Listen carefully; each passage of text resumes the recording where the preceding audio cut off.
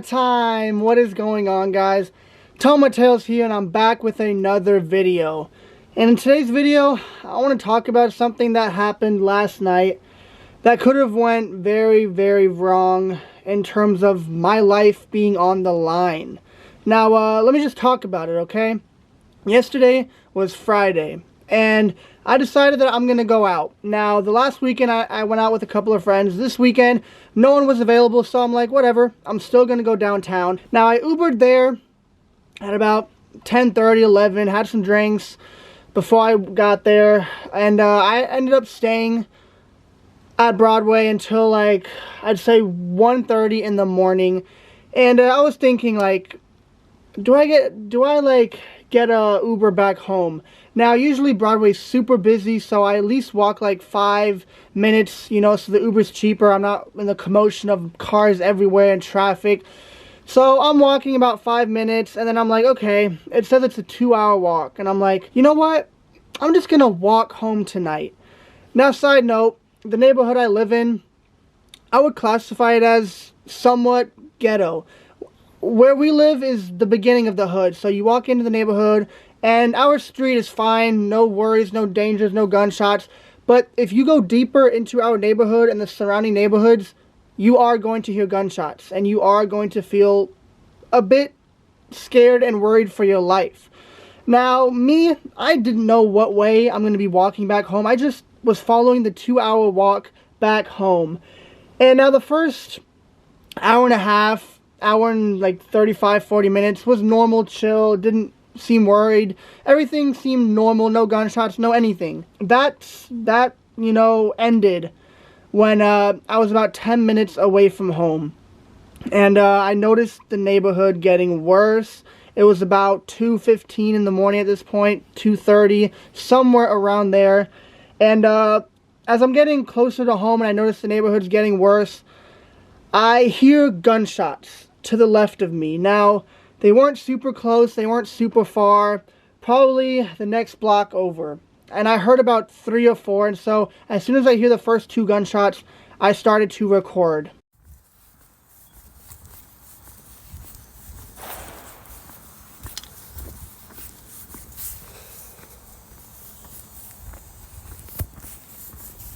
Shot somewhere over there. Now, as I said, those gunshots were to the left of me, and I recorded that. And I continued to walk for about another 30 seconds, and I'm coming close to this intersection, you know, a street, you know, with stop signs, whatever. And I'm about 50 feet from the intersection, and I see this black Dodge Challenger to the left of me, essentially where the gunshots came from. And firstly, red flag, it's a black Dodge Challenger. We're in the hood, we're in the ghetto. I just heard gunshots from that area. And now I'm thinking in my head, I have 2 options. I can either just start running and be very, very suspicious, or I can just walk normally and just try to blend in. Now, you gotta understand, this car was not very far from me. You know, he stopped at the stop sign and he started pulling into my street, the street that I'm walking. So he's coming this way, I'm going that way, and he's already there. So in my head, I could have either just started bolting and look very obvious, or just walk. And what I decided to do was just blend in and walk. But what I noticed right away, as soon as he took that turn, the passenger side window was open, and there was a flashlight coming out of it. And so as I see this flashlight out of the window, I'm like, okay, this is not good. That's definitely a sign of something. I just heard gunshots from this black Dodge Challenger. He's coming my way. I don't really have time to run, and I feel like if I do start to run, I'm just going to draw a target, and they might just shoot at me for being suspicious. So I see him drive by. I can't see into the passenger side window. I just see it's fully open. I see, like, people there, but the flashlight is right out the window, so you can't see back into the car. And luckily, he just drove by. I told this to one of my friends, and he was like, that's how white people get killed. Like, you know, you're just walking around in a bad area late at night, and like, you could have easily been robbed, you could have easily been shot, you could have easily been killed. And I was like, I started to realize, like, shit, like, I really could have. like that. It started to set in as I'm continuing to walk home that there was gunshots from over there. We're in a bad area, late at night, there's no one else there. He's coming down my street. He's got a flashlight in his passenger side window, windows open. They're probably driving around looking to hurt someone. That's exactly what I gathered from it, and that's why there was a lot of tension. When I saw the car coming around the corner, I was like, it just all made sense that this is not good.